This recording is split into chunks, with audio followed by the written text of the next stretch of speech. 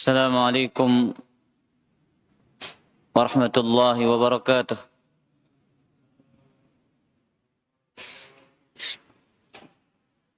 إن الحمد لله نحمده ونستعينه ونستغفره ونعوذ بالله من شرور أنفسنا ومن سيئات أعمالنا. من يهد الله فلا مضل له ومن يضلل فلا هادي له. أشهد أن لا إله إلا الله وحده لا شريك له وأشهد أن محمدا عبده ورسوله. يا أيها الذين آمنوا اتقوا الله حق تقاته ولا تموتن إلا وأنتم مسلمون. يا أيها الناس اتقوا ربكم الذي خلقكم من نفس واحدة وخلق منها زوجها وبث منهما رجالا كثيرا ونساء واتقوا الله الذي تساءلون به والأرحام إن الله كان عليكم رقيبا. يا أيها الذين آمنوا اتقوا الله وقولوا قولا سديدا يصلح لكم أعمالكم ويغفر لكم ذنوبكم ومن يطع الله ورسوله فقد فاز فوزا عظيما. أما بعد فإن أصدق الحديث كتاب الله وخير الهدى هدى محمد صلى الله عليه وسلم وشر الأمور محدثاتها وكل محدثة بدعة وكل بدعة ضلالة وكل ضلالة في النار. Kaum muslimin dan kaum muslimat rahimani wa rahimakumullah, segala puji hanya milik Allah Azza wa Jalla yang dengan karunia dan kenikmatannya sempurnanya segala kebaikan, sempurnanya segala ketaatan. Orang-orang beriman, kehidupan mereka adalah kehidupan yang penuh dengan keistimewaan. Hidup mereka lillah, untuk Allah Azza wa Jalla. Mereka menghambakan diri kepada Allah, berpindah dari satu ketaatan menuju ketaatan yang lain. Kita berpindah dari satu ketaatan menuju ketaatan yang lain. Berbeda dengan kehidupan orang-orang di luar Islam. Kehidupan mereka kebanyakan dengan perkara kesia-siaan. Tapi orang-orang yang beriman, mereka berpindah dari satu kebaikan menuju kebaikan yang lain. Karena status mereka semuanya sama. Apapun profesinya, tapi status orang-orang beriman itu sama. Yaitu Abdullah, hamba Allah, yang kewajibannya adalah menghambakan diri kepada Allah Azza wa Jalla.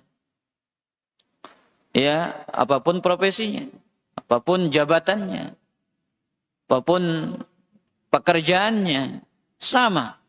Semua adalah hamba-hamba Allah Azza wa Jalla. Wajib nenggawe ibadah. Para jamaah yang dimuliakan oleh Allah Azza wa Jalla, pada kesempatan malam ini kita akan membahas tentang as-su'al wa adabuhu. Bertanya dan adab-adabnya.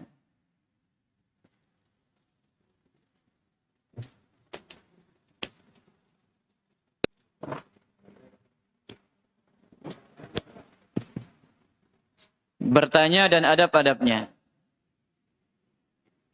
Para jamaah yang dimuliakan oleh Allah Azza wa Jalla, Al-Imam As-Safarini dalam kitabnya Ghizaul Albab, beliau menyebutkan tentang maratibut ta'allumi sittatun wa hirmanul ilmi bisittatin. Tingkatan untuk meraih ilmu itu ada 6. Tingkatan untuk meraih ilmu itu ada 6. Dan terhalangnya dari ilmu itu ada 6.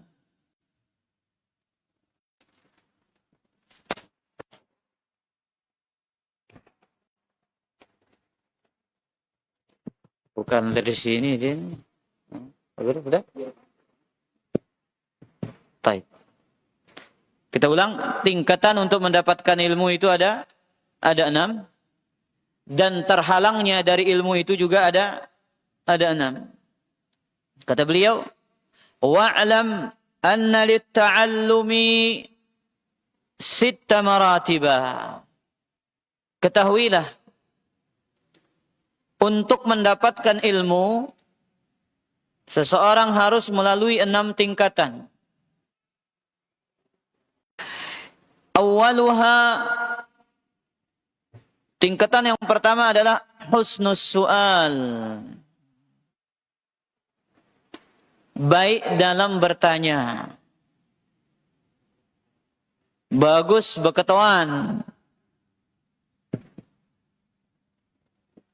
Wasaniha husnul insat. Yang kedua adalah husnul insat wal istima'. Bagus dalam diam dan mendengar.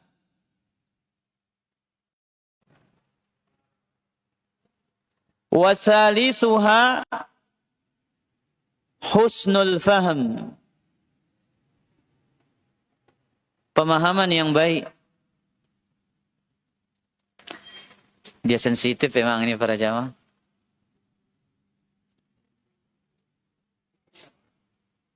Itu Pak Guru.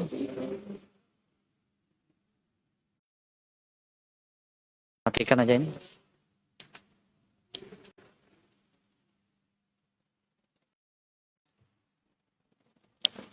Cabut aja Pak Guru, tak bisa mati ini. Tetap tak bisa. Bisa itu. Cabut aja. Baik.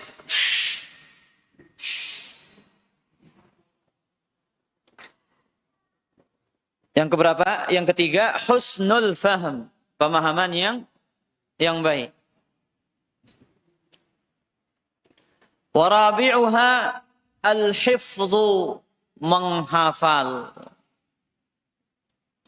Wa khamisuha at-ta'lim, mengajarkannya. Kemudian yang terakhir, wasadisuha wahyas samarah, dan inilah buahnya ilmu, yaitu al-amalu bihi wa mura'atu hududihi, mengamalkannya dan memperhatikan batasan-batasan ilmu tersebut. Nah, ini tingkatan untuk mendapatkan ilmu. Yang pertama adalah husnus su'al. Baik dalam bertanya. Seorang bertanya dengan baik. Pertanyaan yang berkualitas. Bukan asal bertanya. Yang kedua adalah husnul insat wal istima', baik dalam mendengar. Yang ketiga adalah baiknya pemahaman. Kadang orang salah paham. Akhirnya bukan dapat ilmu, tapi dapat penyimpangan. Ini bahayanya. Pemahaman yang salah bukan pemahaman yang baik. Setelah paham baik, baru berusaha dihafal. Maka sebagian para ulama mengatakan innamal ilmu al-hifz. Ilmu itu akan didapatkan dengan cara menghafalnya. Baru yang kelima adalah mengajarkannya. tentu bagi orang yang punya ilmu. Orang yang berilmu akan bisa memberikan ilmunya. Lagu lamun dek narak papa ngombe tadah. Makanya kata orang Arab, faqidus syai' la yu'ti. Orang yang tidak punya apa-apa, bagaimana dia akan bisa memberi? Baru yang terakhir, kita berusaha mengamalkannya. Dan inilah dia buahnya ilmu. Taib. Kemudian kata Imam As-Safarini, wa hirmanul ilmi yakunu bi sittati aujuhin. Terhalangnya seseorang dari ilmu karena 6 perkara. Ahaduha, yang pertama, tarkus su'al, tidak mau bertanya. Dek namile beketoan. Akhirnya membuat kesimpulan sendiri. Membuat istinbat. Kesimpulan sendiri. Akhirnya kesimpulannya salah. Ngene dengarku, ngene padahal dia nyimpulang mesa. Akhirnya salah. Para jamaah. Nah, ini bahayanya. Makanya dalam Sahih Bukhari ketika Nabi sallallahu alaihi wasallam sampai ke cerita beliau, sampai ke telinga beliau sebuah cerita. Sahabat yang berfatwa nyuruh sahabat ini mandi junub, yang kepalanya luka parah akibat jatuh dari ontanya. Dikasih fatwa, ente wajib mandi. Gak ada alasan untuk gak mandi. Ini fatwa sahabat ini kepada sahabat yang luka ini. Akhirnya dia mandi di musim dingin yang luar biasa. Sahabat itu meninggal dunia. Sampai cerita ini kepada Nabi SAW. Apa kata Nabi SAW? Qatalahumullah. Mereka dengan fatwanya telah membunuh saudaranya. Ala sa'alu hina jahilu. Kata Nabi SAW, kenapa mereka tidak mau bertanya tatkala mereka tidak memiliki ilmu? Innama syifa'ul 'iyyis su'al. Sesungguhnya obat dari kebodohan itu adalah dengan bertanya. Obat bodoh niki beketoan. Ya, dendek coba-coba menyimpulkan sendiri, tidak mau bertanya. Apalagi menurut saya. Menurutku ngene. Ya. Baik. Yang kedua, sebab orang terhalang dari ilmu. Su'ul insat wa adamu ilqa'is sam'. Diam yang tidak baik. Teduk sindikna bagus. Dan tidak mau menyimak. Nah, kadang-kadang kelalauan dah kita ngaji para jamaah. Nah ini wah, diam tidak bagus. Nah ini. Belagu aran aja majelis ilmu kah? Ya tenang majelis ini. Sehingga kadang-kadang kita ngantuk. Saking tenangnya.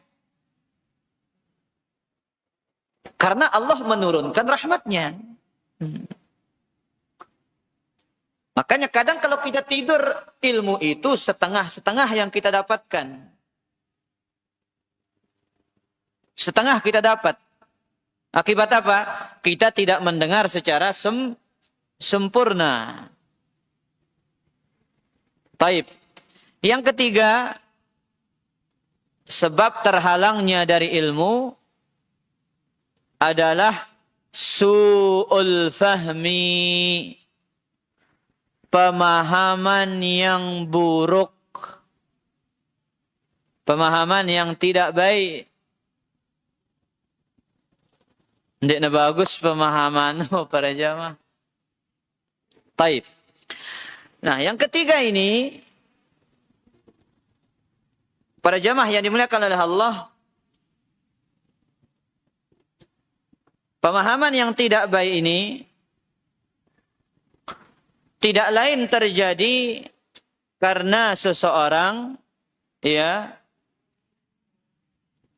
karena seseorang tidak bagus dari mendengar. Yang ketiga ini terjadi akibat apa? Su'ul insat. Tidak bagus dalam mendengar. Dia tidak bagus dalam menyimak, tidak bagus dalam mendengar penjelasan ustadz. Akhirnya dia salah paham. Dan ini terjadi pada jamaah. Pengalaman saya pribadi. Ketika ada datang seorang kepada saya bertanya, Ustadz, bagaimana hukumnya sholat subuh, sholat qobliyah subuh, ya, dia tahiyatul masjid dulu, baru dia qobliyah. Saya katakan, dia tahiyatul masjid terlebih dahulu, ya, 2 rakaat, boleh, baru dia qabliyah.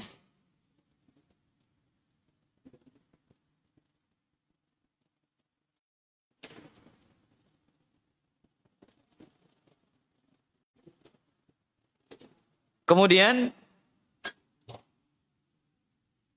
saya katakan ikhwatal iman, yang jelaskan kepada dia,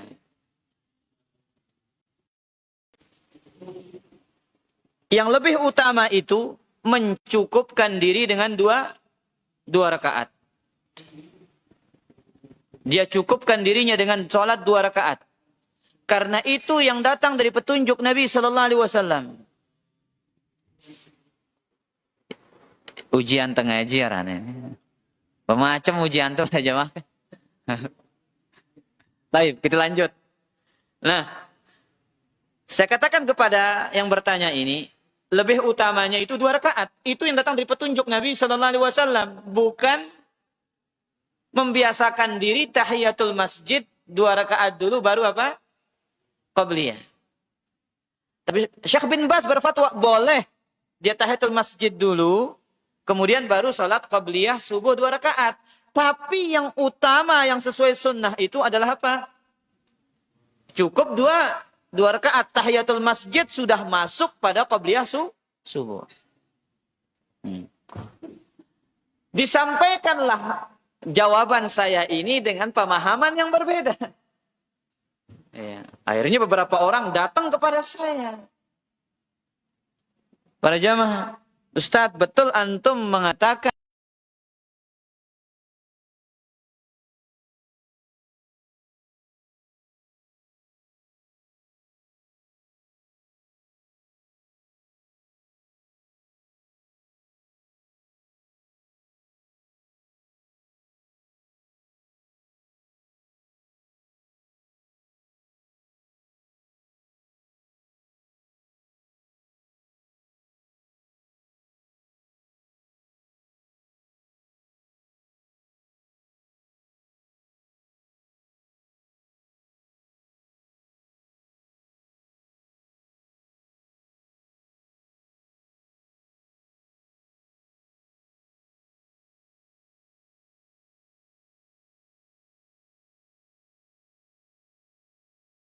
seperti ini,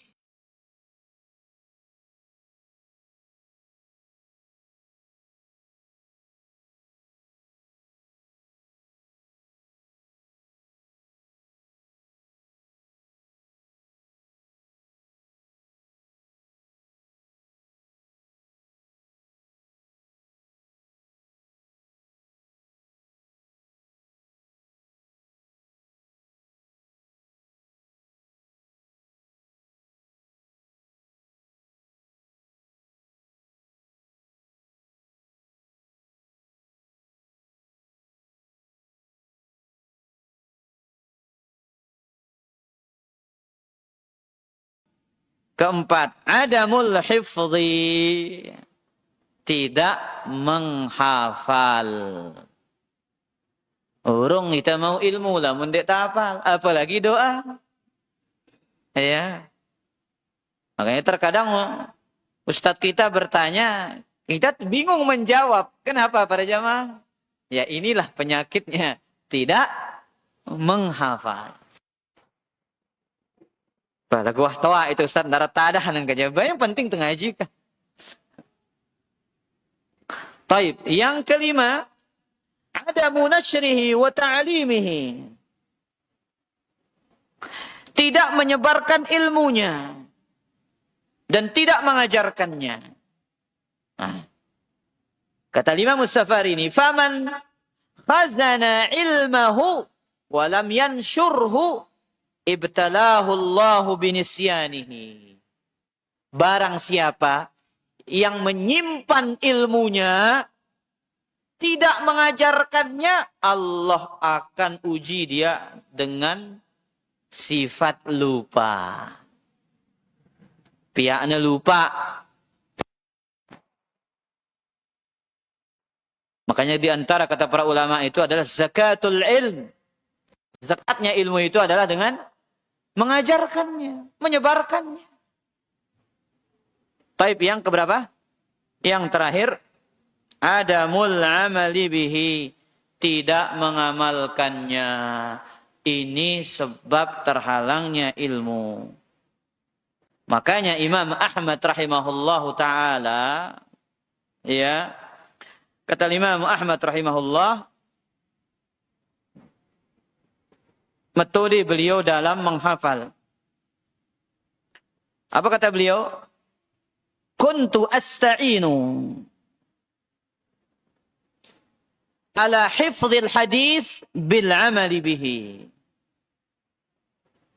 Kami membantu diri kami untuk menghafal hadis dengan mengamalkannya. Kami membantu diri kami untuk menghafal hadis itu dengan apa? Dengan mengamalkannya. Dan ini juga dikatakan oleh Imam Sya'bi rahimahullah. Beliau mengatakan, kunna nasta'inu ala hifdzil hadis bil amali bihi. Kami membantu diri kami untuk menghafal hadis itu dengan mengamalkannya. Makanya Imam Ahmad rahimahullah ketika menyusun Musnadul Imam Ahmad itu, tidaklah lewat suatu hadis melainkan beliau mengamalkannya. Baik.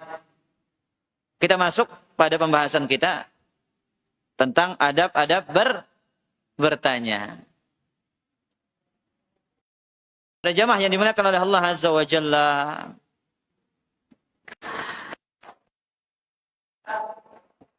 Al-Hafidh Ibnu Hajar rahimahullahu ta'ala, al-ilmu su'alun wa jawab. Ilmu itu dengan bertanya dan menjawab.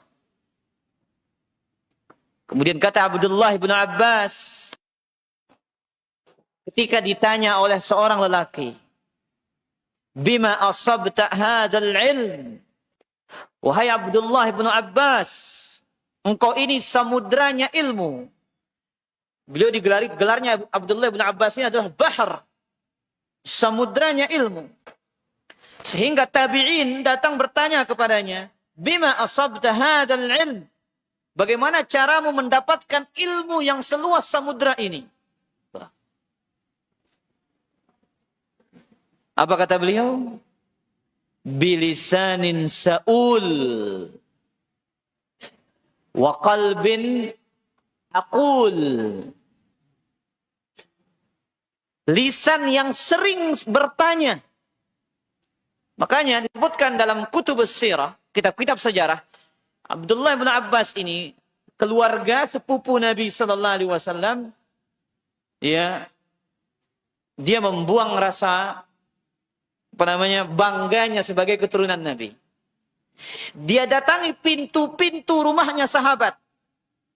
Dia duduk menunggu para sahabat yang punya ilmu. Ketika sahabat ini keluar, dia bertanya kepadanya tentang suatu hadis. tentang tafsiran ayat. Makanya bilisanin sa'ul, dengan lisan yang sering bertanya, wa qalbin aqul, dan hati yang berusaha untuk memahami.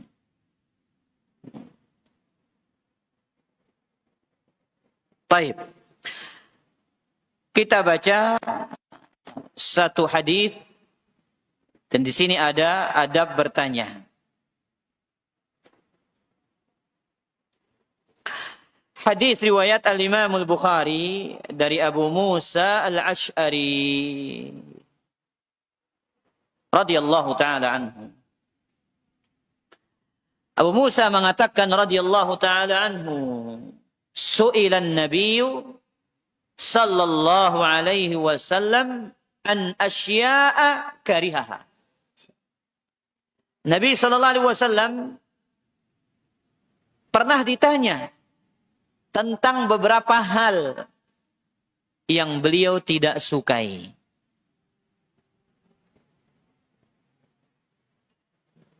Falamma ukthira alaihi ghadib.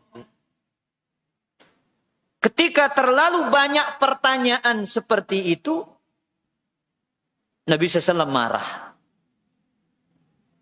Jadi ada beberapa sahabat ini datang bertanya, tapi pertanyaan ini nggak disukai oleh Nabi SAW.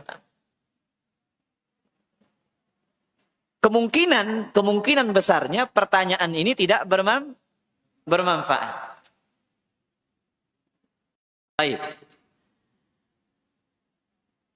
Akhirnya, saking banyaknya pertanyaan seperti ini, Nabi kita SAW marah. Akhirnya, apa kata Nabi SAW? Saluni amma syi'tum. Silahkan tanya kepadaku semau kalian. Faqala rajulun, man abi? Siapa bapakku? Dia ingin bertanya nasabnya.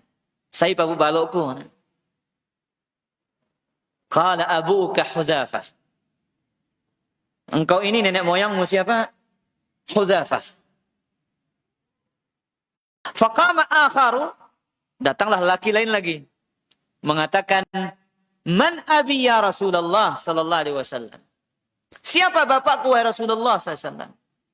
Qala abuka Salim maula Syaibah. Bapakmu adalah Salim. Ya, Papu Baluk Mek Salim. Mana? Maula, pembantu dari Syaibah. Ini sudah lain rupa wajahnya Nabi SAW. Raut wajahnya sudah berubah. Falamma ra'a Umaru amma fi wajhihi. Ketika Umar radhiyallahu ta'ala anhu melihat mimik dan raut wajah Nabi SAW sudah berubah. Qala ya Rasulullah, inna natubu ilallahi azza wa jalla. Wahai Rasulullah, tatobat angkuangkan perketuanan sendiri narak manfaatnya ini. Kami bertaubat kepada Allah atas pertanyaan kami seperti ini.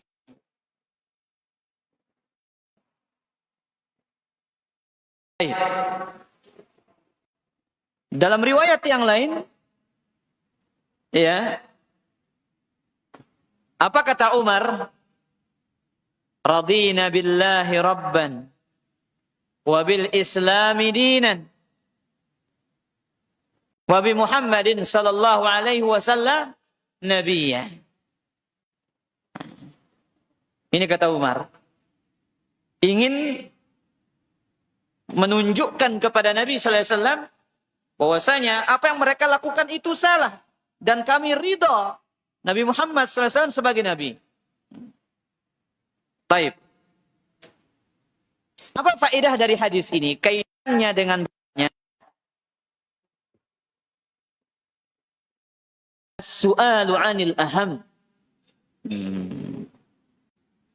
Hendaknya lah bertanya dengan pertanyaan yang penting. Hendaklah bertanya dengan pertanyaan yang penting dan dibutuhkan. Jangan bertanya sekedar iseng. Jangan bertanya sekedar ingin tahu. Jangan bertanya sekedar ya ngetes. Oh, ngetes lulusan nambe ini kan. Mandi ke ilmu apa ndek kan. La ilaha illallah. Nah, jadi ini diajarkan oleh Nabi SAW. Ada bertanya ini.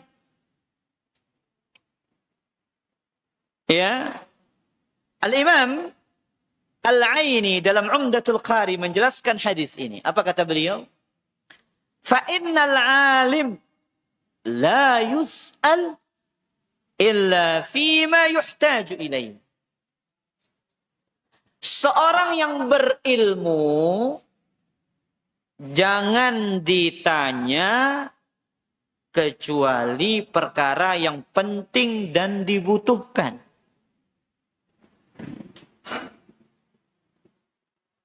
Wa fihi karahatus su'ali litta'annut.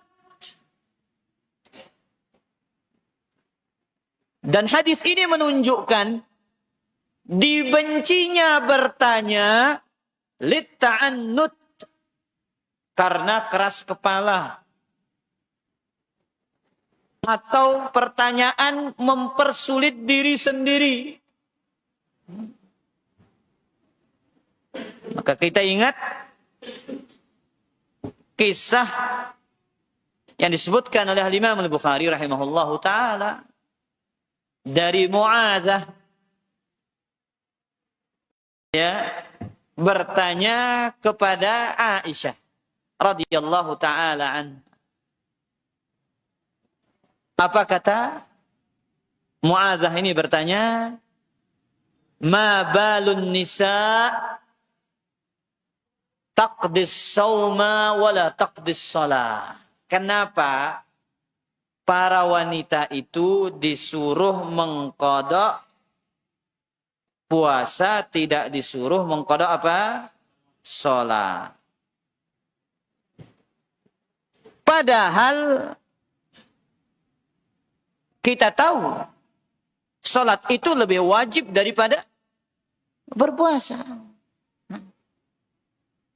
Kita lihat apa reaksi dari Ummul Mukminin Aisyah radhiyallahu taala anha. Apa reaksinya? Apa kata beliau? Aharuriyatun anti? Apakah engkau ini seorang wanita yang menganut mazhab Haruriyah? Itu kelompok Khawarij yang pertama kali muncul. Namanya Haruriyah.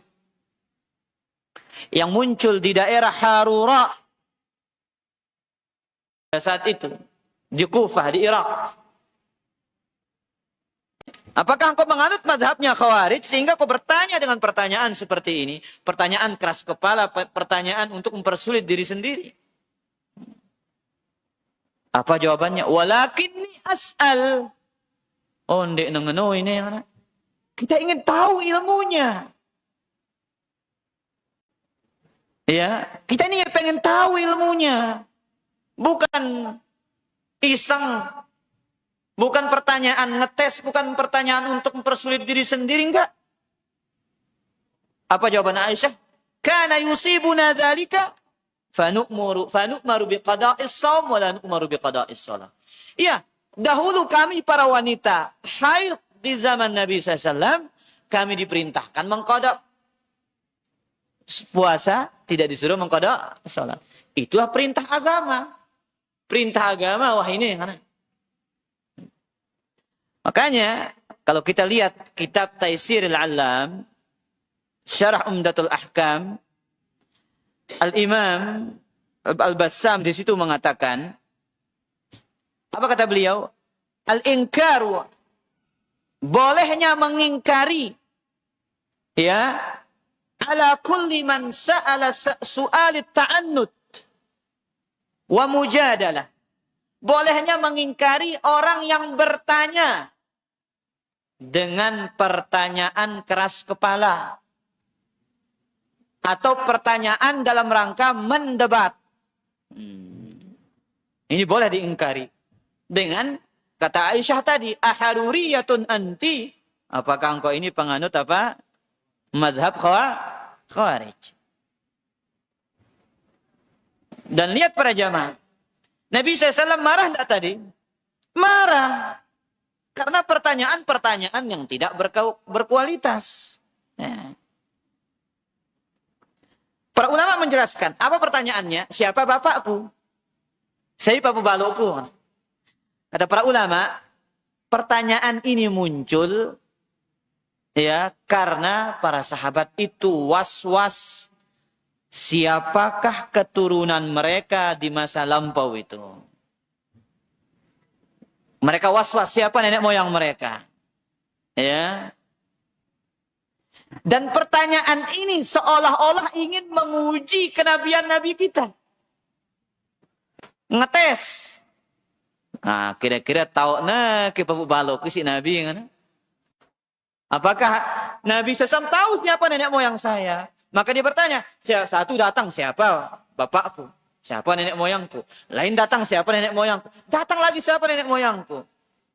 Ketika Umar melihat, oh ini sudah nggak beres pertanyaannya orang-orang ini. Kemudian mimik wajah Nabi sudah berubah, raut wajahnya sudah mulai memerah. Akhirnya apa kata Umar radhiyallahu taala anhu, radina billahi rabba wa bil islami di wa bi Muhammadin sallallahu nabiyya. Dalam riwayat yang lain, inna natubu ilallah, kami bertaubat kepada Allah Subhanahu wa taala. Makanya di antara pertanyaan yang kurang beradab adalah pertanyaan untuk menguji keilmuan seorang yang berilmu. Ya. Ini bukan pertanyaan yang beradab para jemaah. Tidak akan berkah ilmunya. Ya. Tidak akan berkah. Baik. Kemudian adab bertanya yang lain.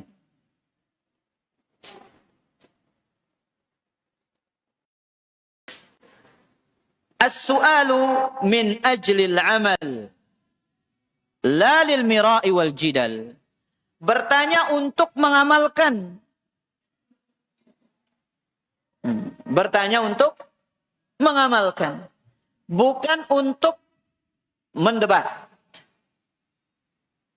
Bukan hanya untuk sekedar diskusi.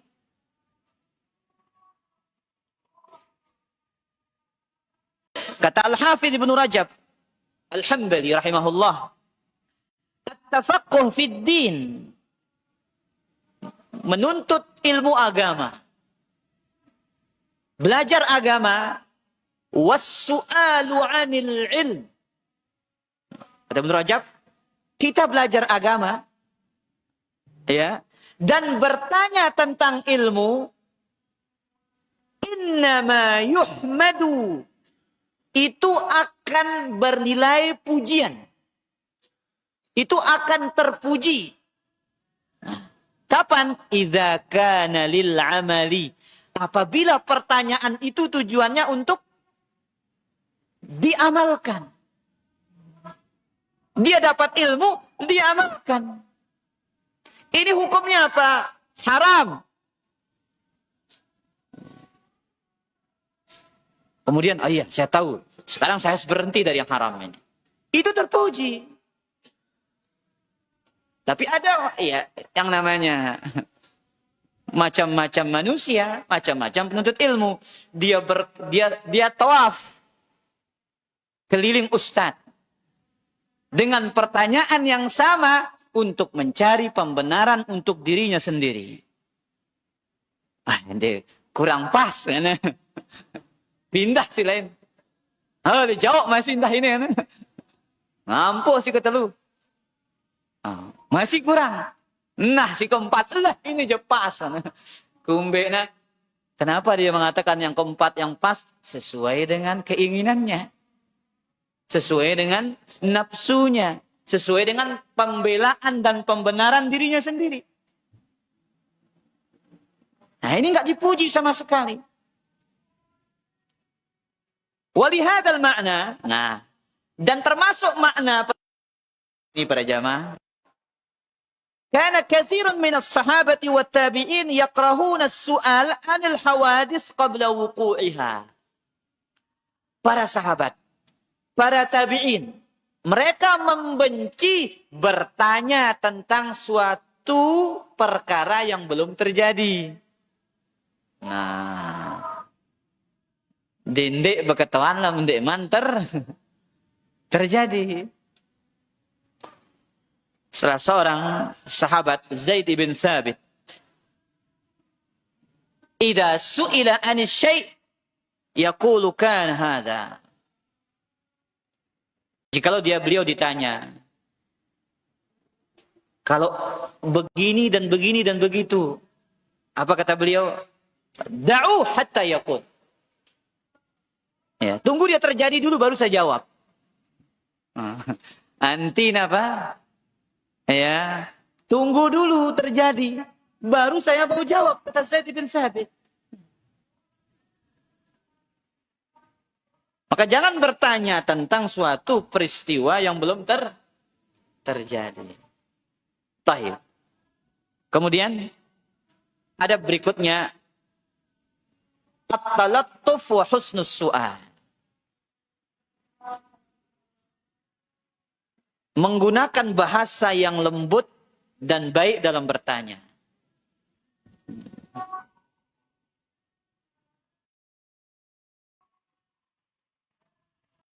Di antara dalilnya adalah hadis riwayat Imam Muslim dalam sahihnya dari Abu Rifa'ah radhiyallahu taala anhu. Qala intahaitu ila Nabi sallallahu alaihi wasallam wa huwa yakhutub. Aku mendatangi Nabi sallallahu alaihi wasallam, beliau sedang berkhutbah. Wa taraka khutbatahu. Kemudian beliau meninggalkan khutbahnya. Ini Abu Rifa'ah ini Nabi sedang khutbah di atas mimbar. Beliau datang bertanya, beliau turun tinggalkan khutbahnya.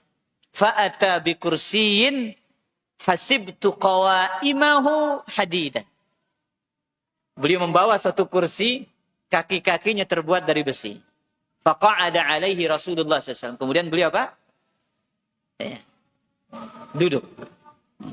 Fakultu ya Rasulullah, rajulun gharib ja'a yas'alu an dinihi la yadri ma dinuhu, katanya. Lihat bahasanya lembut para jemaah. Wahai Rasulullah, tiang niki dengan jauh. Lelaki yang jauh, datang dari negeri yang jauh, asing di tempat ini. Ingin bertanya tentang agamanya, dia belum mengerti tentang agamanya.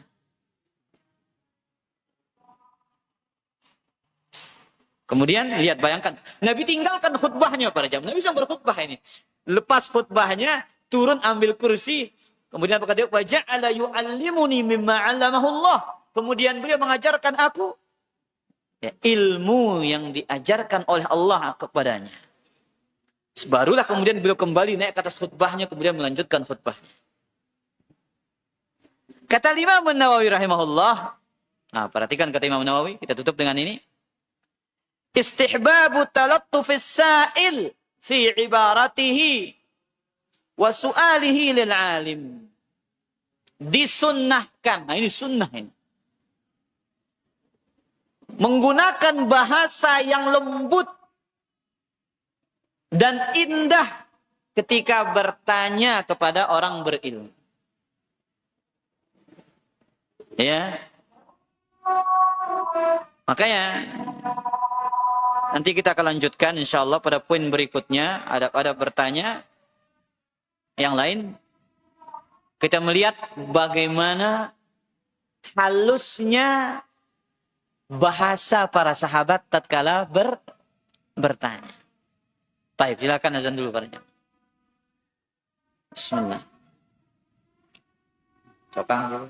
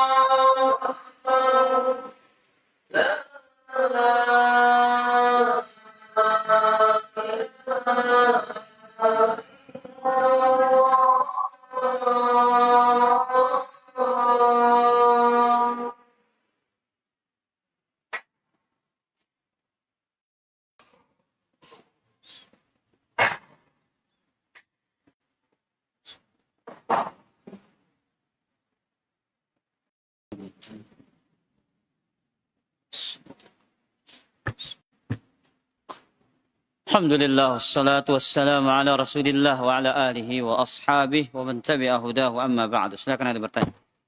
Silakan ada bertanya. Sila Pak Guru.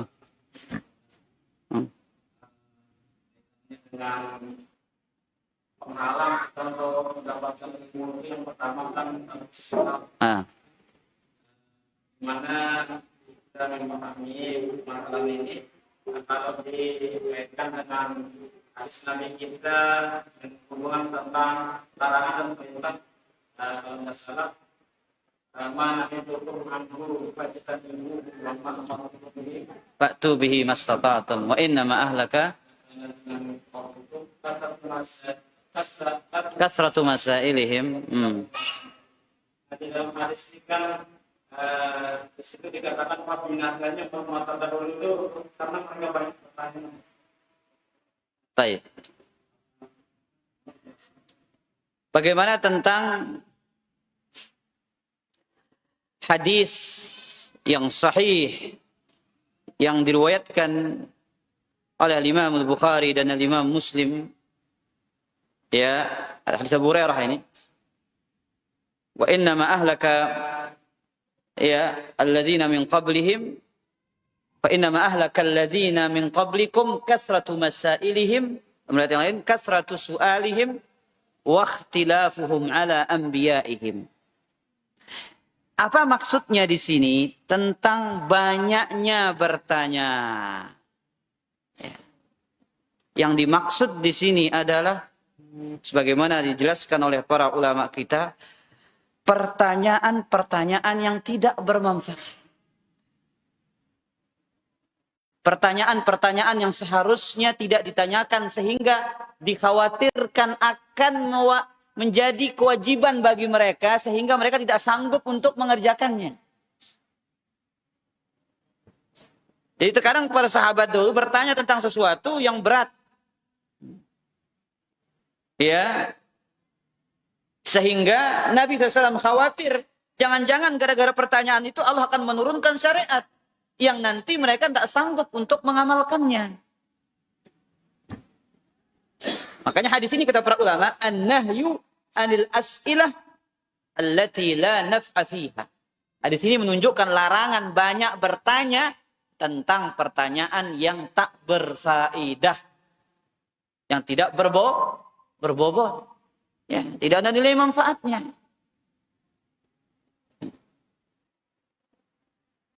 Makanya lihat awal hadis ini dimulai dengan apa? Ma amartukum bihi fa'tu minhu mastata'tum. Yang aku perintahkan amalkan semampu kalian. Pokoknya gawe sih wah datang no bagaimana? Jangan bertanya yang belum terjadi. Nanti dikhawatirkan turun syariatnya kalian tidak sanggup. Itu maksudnya. Jelas Pak Guru? Nah, wallahu taala a'lam. Adapun pertanyaan yang bernilai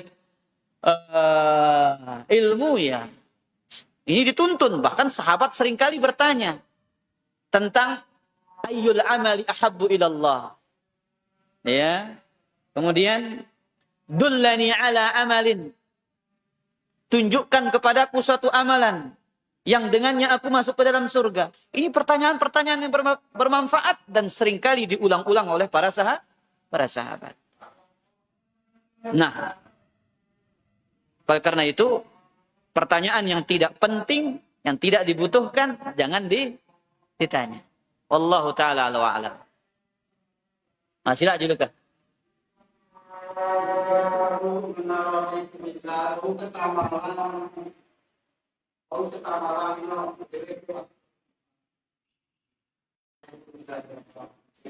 Zikir raditu billahi rabban wa bil islami dinan wa bi Muhammadin sallallahu alaihi wasallam nabiyya. Kapan dibaca para jamaah? Ya, pagi dan petang. Itu yang dituntun oleh Nabi SAW. Dia azkar muqayyadah. Zikir yang diikat dengan waktu dan jumlah. Berapa kali? 3 kali. Namun Umar mengatakannya di sini. Kenapa? Dalam rangka menunjukkan mereka ridho bahwa Nabi Muhammad SAW sebagai Nabi. Karena pertanyaan-pertanyaan yang tadi seolah-olah mengetes Nabi Sallallahu Alaihi Wasallam. Ya. Makanya Nabi mengucapkan seperti itu. Kami taubat kepada Allah. Raditu billahi rabba wa bil islami dina wa Muhammadin sallallahu alaihi wasallam nabiyya. Jelas ini Ustaz? Nah, Allah taala lawan. Nah, pesahab. Tak daran arti sahab ke? Tak daran arti aranda sahab. Awan.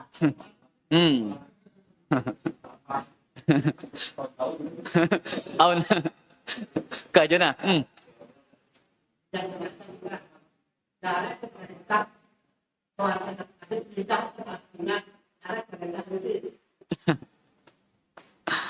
Taib. Apakah ada perintah untuk pindah sholat sunnah? Ini pertanyaannya kan? Taib. Perintahnya ada. Perintahnya ada. Di antaranya dalilnya disebutkan oleh Imam Syaukani rahimahullah surat Al-Zalzalah itu yauma idzin tuhadditsu akhbaraha. Pada hari kiamat nanti, ikhwatal iman, bumi itu akan bersaksi tentang berita-beritanya. Di antara persaksiannya, ini buminya akan bertanya, oh di sini lek tini engko salat pesahab, lek tunu engko na salat, lek tunu, lek tini, lek tunu. Kemudian juga dalam hadis yang lain, kalau tidak salah hadis Imam Muslim, apa kata Nabi SAW? Bahwasanya Nabi SAW memerintahkan kami untuk tidak menyambung sholat dengan sholat yang lain sampai kami berbicara atau keluar. Hatta natakallama aw nakhruj. Di sini para ulama mengambil kesimpulan sunnahnya pindah tempat selesai sholat wajib. Jelas sahab? Jadi sunnah. Dia masih selesai jawabannya masih ini. Gataknya sahab kah? Dia masih sahab masih ini. Kita ucapan Imam Nawawi mengatakan, qala ashabuna, berkata ulama mazhab kami, ulama mazhab Syafi'i, fa illam yarji' ila baitihi wa arada tanafful, apabila seseorang yang sudah selesai sholat wajib dan ingin menunaikan sholat fil masjid, di masjid, yustahabbu an yantakila min maudi'ihi, disunnahkan bagi dia pindah dari tempatnya. Ini madhab Syafi'i ini. Kata Imam Nawawi, berkata ulama kami, berarti ulama madhab Syafi'i, sunnahnya pindah tempat. Qalilan, sedikit. Jadi dia pula gitu. Oh, pojok muding kok. Penting pindah sedikit. Ya, geser sedikit kiri kanan, maju mundur. Litaktsiri mawadhi'is sujud, untuk memperbanyak tempat sujud. Si kedua, wallahu taala a'lam.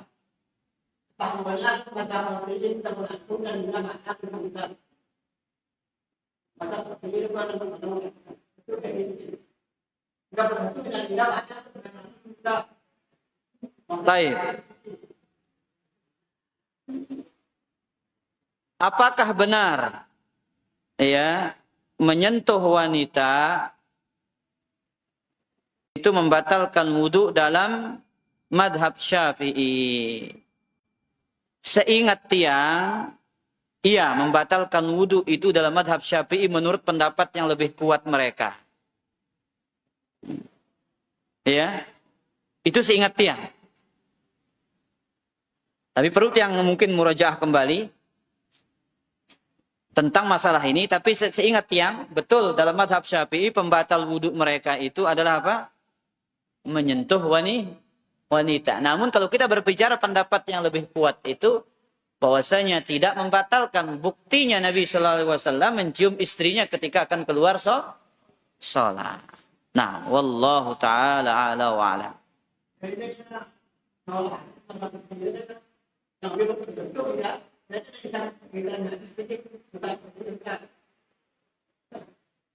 Apakah tidak menolak hadis? Ya tentu tidak menolak. Jadi para ulama itu berijtihad dulu. Masing-masing memiliki dalil tentunya. Mereka punya hujjah. Mereka berpendapat seperti itu. Sama seperti ulama Syafi'i yang mengatakan kunut subuh itu sunnah. Mereka pakai hadis-hadis. Tapi yang setelah diteliti oleh para ahli hadis, semua hadis tentang kunut subuh itu adalah hadis yang dhaif. Ya. Tapi dalam mazhab Syafi'i mereka mengatakan kunut subuh itu adalah apa?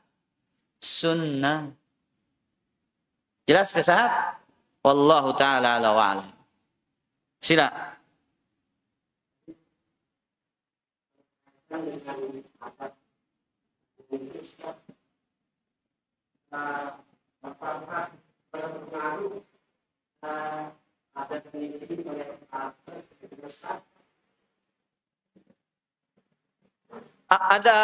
Ada bertanya, apakah berpengaruh kaitannya dengan apa?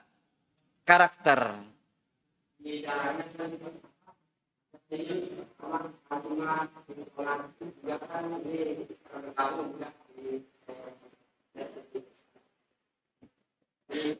Tapi memang para jamaah manusia ini macam-macam karakternya.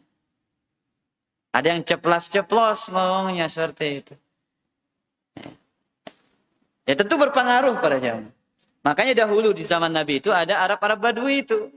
Yang ngomongnya asal ceplos. Ya. Tidak mengatakan wahai Rasulullah. Apa katanya? Muhammad katanya. Padahal tidak seharusnya dia seperti itu bahasanya. Tapi Nabi SAW adalah seorang yang tawadu tentunya. Ya, suri tauladan dalam hal tawadu, rendah hati. Beliau selalu berusaha untuk menjawab. Meskipun adabnya kurang pas. Ya memang karakter itu sangat berpengaruh. Tapi karakter itu bisa dirubah. Dengan berusaha merubahnya. Buktinya, kata Nabi SAW dalam Sahih Bukhari, innamal ilmu bitta'allum wal hilmu bittahallum. Ilmu itu didapatkan dengan belajar, sikap sopan dan santun itu akan didapatkan dengan belajar sopan dan santun.